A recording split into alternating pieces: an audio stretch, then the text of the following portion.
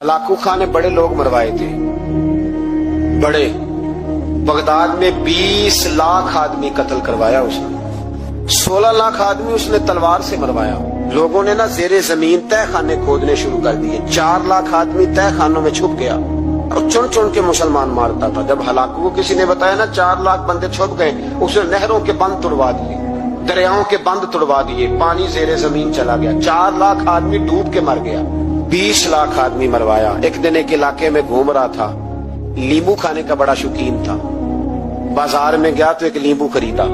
उसने देखा कि बाजार में बूढ़े बच्चे जवान खरीदारी कर रहे हैं, तो कहने लगा अभी भी इतने मुसलमान जिंदा है, बनाओ इनकी लाइनें, कत्ल करना है। 3 लाइनें बन गई, एक बूढ़ा आदमी भी लाइन में आ गया, नींबू खा रहा है, उसको हल्का हल्का चूसता है, घोड़े में बैठा है, कत्ल करा रहा है लोगों को। एक बाबा जी पहली सफ में थे, जब पहली सफ कत्ल होने लगी, बाबा जी पिछली सफ में दौड़ के हो गए।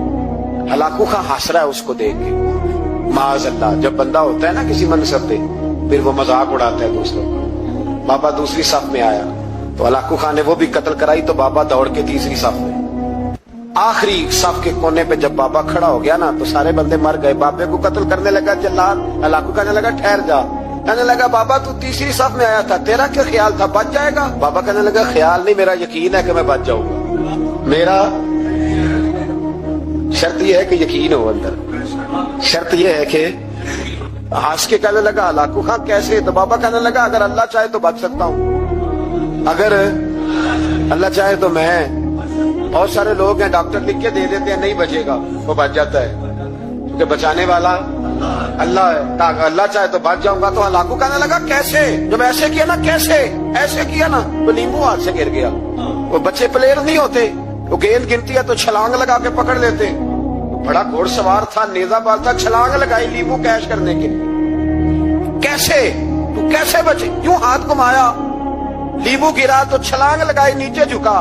जब नीचे झुका ना तो गिर गया घोड़े से। जो पैर था वो घोड़े की रकाब में उलझ गया। घोड़ा डर के दौड़ गया।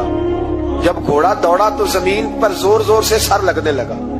सिपाहियों कहता दौड़ो, इसको पकड़ो। सिपाही भी दौड़े पर घोड़ा काबू ना आया। घोड़ा उस वक्त रुका जब ना उसका चेहरा पहचाना जाता था, ना आंखें सलामत थी, ना नाक सलामत थी।